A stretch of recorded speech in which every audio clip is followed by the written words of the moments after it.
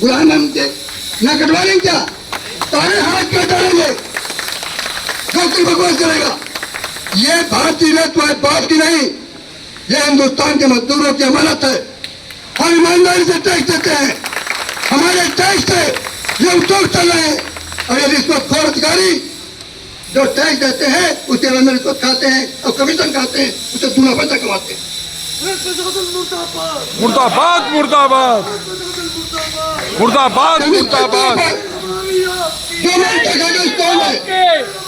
धन्यवाद कहता हूँ अपनी शाखा का, खासतौर से भाई नसीम, भाई श्रीनिवास का, इनका स्टैंड क्लियर। किसी कीमत पर हम लोग एक मध्य को समझौता नहीं करेंगे। इंकलाब जिंदाबाद। देखिए कि कोई भी मकान अगर आप बनाते हैं तो मकान बनके तैयार हो गया और उसकी रंगाई पुताई ना हो तो क्या मकान कंप्लीट हो जाएगा? चाहे कोई इंजन बने, कोई बने, अगर उसकी पेंटिंग नहीं होगी तो कोई तैयार हो जाएगा। तो पेंटिंग तेरा बाप करेगा क्या? बहुत सही। हमारी ट्रेनिंग खत्म हो जाएगी सही, तो कौन करेगा? ये साजिश है। समझो, एक आदमी को समझाओ कि हमारे उपज खत्म कर दिए जाएंगे, कहीं तुम फिटा हो गए, फिर जब पेंट का काम होगा आउटसोर्स किया जाएगा, क्योंकि हमारा पेंटर नहीं है इसलिए काम ठेकेदार करेगा, कारपेंटर नहीं है इसलिए काम ठेकेदार करेगा। इसलिए हम तुम्हारे दलाल नहीं है, तुम्हारी दया पे राजनीति नहीं कर रहे। अगर तमीज से काम करोगे स्वागत करेंगे, और बदतमीजी करोगे तो तुम तेरा बदतमीज एनआरएनयू के लोग हैं, वो जानते हैं। भ्रष्ट प्रशासन मुर्दाबाद, भ्रष्ट प्रशासन मुर्दाबाद, मुर्दाबाद, प्रशासन मुर्दाबाद, मुर्दाबाद मुर्दाबाद। बड़े दरियादिल है हमारे अधिकारी, यहाँ पे जय का सिलेक्शन हुआ, बड़ी लड़ाई लड़ी हम लोगों ने, सबको उम्मीद थी ईमानदार अधिकारी पूरी ईमानदारी से काम करेंगे। फिर हम तो बड़े ईमानदार हैं, राजा हसन की औलाद है, लेकिन जो हुआ वो कारखाने का बच्चा जानता है कि उनको सुख भरे में डकैती हुई, सुनिए आप, क्या नहीं हुई है। सबसे बढ़िया काम ये हुआ, उसके तत्रा थी, हम नहीं कह रहे, ये इनका रिकॉर्ड बोल रहा है, ये हमको लिख के दे रहे हैं, व्यक्तिगत लिख के दिया गया इन्होंने हमको, ये पोस्टल सेक्शन 17 है जब मैंने आइडिया लगाई, और सिलेक्शन 23 का हो गया। 23 ये पहली बार हुआ, क्या कभी ऐसा हुआ? कितना साल में दिखाओ। भ्रष्टाचारी अफसर मुर्दाबाद, भ्रष्टाचारी अफसर मुर्दाबाद। मुझे कोई बुराई नहीं, हम अभिनंदन करते हैं आपका, स्वागत करते हैं आपका कि आपने भैया 17 या 23 आदमी भर्ती के लिए धन्यवाद। लेकिन आप हमारे प्रमोटरी कोटे 17 पहुंचते हैं, अब 25 आदमी भर्ती करो। अगर भर्ती नहीं करते तो इनका ताबूत निकाल लो, क्योंकि एक प्रमोटरी कोटे में अगर जय बनेगा तो 4 लोगों का प्रमोशन साथ में होगा।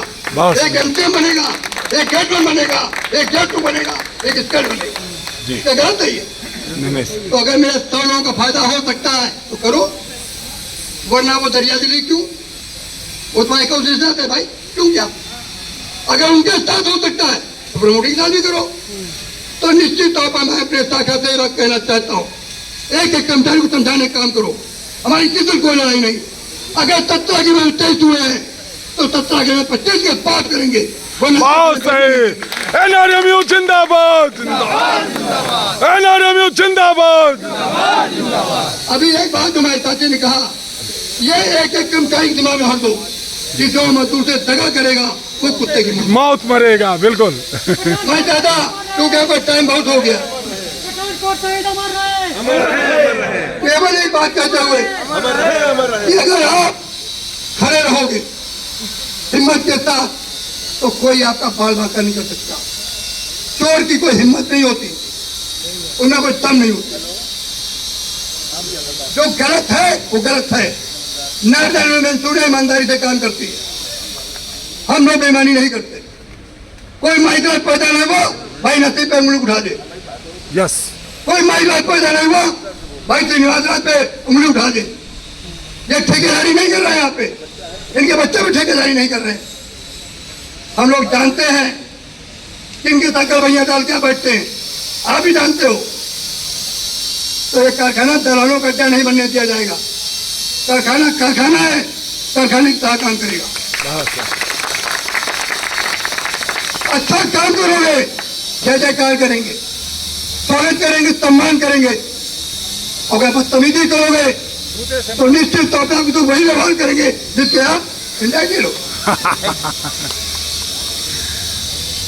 तो केवल आज क्योंकि पूरे देश में इस प्रकार का चलता हो रहा, तो निश्चित तौर पर एक पार्टी को समझाना है कि सरकार की नीयत ठीक नहीं। वो पे कमीशन को करना चाहती, हो सकता है कमीशन को भी बैठा लेंगे। 27 में यूपी में चुनाव है, तब तक रिपोर्ट नहीं देंगे, आपको फंसा देंगे कि भाई कमीशन बैठा हुआ है, अच्छा होगा, चिंता न करो, वोट लाओ, जब हमारी सरकार आएगी तो हम लोगों को समझेंगे। फिर 29 तक का घसीट देंगे कि जब लोकसभा का चुनाव होगा तब देखेंगे क्या करना है, अभी क्यों आपको दे दें। तो जो चीज आपको मिल सकती है, आपका हक बनता है, उसको लड़के आपको लेना है। इसलिए हम लोग हमेशा कहते हैं मांगे लड़कर देंगे, किसी तरह पर नहीं देंगे। अंत में एक बार फिर अपने पठानकोट के शहीदों के चरणों में नमन करते हुए और तमाम साथियों को, अपनी शाखा के पदाधिकारियों को, खासतौर से मंडल मंत्री जी को, जो हमारे लोगों वर्षाप के जिम्मेदार पदाधिकारी आए, हमारे पदाधिकारी आए, और तमाम साथी और हमारी बहनें, यह सबसे अच्छा कमाल आपने किया। जब पानी बरसा और उसके बावजूद हमारे 50 साथी हिम्मत के साथ खड़े रहे। उन्होंने बात को प्रमाणित कर दिया कि जब कभी लड़ेंगे और पानी की बौछारें होंगी तो हम मैदान नहीं छोड़ेंगे। तो हमको प्रतिक्रिया भी और सामना करने की, अभी इस तनख्वाह को और बढ़ाना है। अंत में एक बार फिर आप तमाम साथियों का अभिनंदन करते हुए, लेकिन जितने साथी हम लोग यहाँ खड़े हैं, अगर वह हमारी आवाज में बुलंदी है तो निश्चित तौर पर बंद जो कान है उनको खोलने में हम सक्षम है। ये माननीय नेता में संख्या जितनी है, माननीय नेता में हो तो इतना है, तो सारे साथी पूरी मुट्ठी बांध करके ऐसा नारा लगाओ कि कम से बिल्डिंग गूंज जाए। हर जोर चुनौती टक्कर में, हर जोर चुनौती टक्कर में मजदूर एकता, मजदूर एकता, आवाज दो, आवाज दो, लड़ेंगे लड़ेंगे लड़ेंगे लड़ेंगे, जिंदाबाद जिंदाबाद, जिंदाबाद जिंदाबाद, कांग्रेस जिंदाबाद, कांग्रेस जिंदाबाद, मनोज भाजपा जिंदाबाद, मनोज भाजपा जिंदाबाद, कांग्रेस जिंदाबाद। आवाज दो, आवाज दो, पठानकोट के शहीद अमर रहे, पठानकोट के शहीद अमर रहे, पठानकोट के शहीद अमर रहे।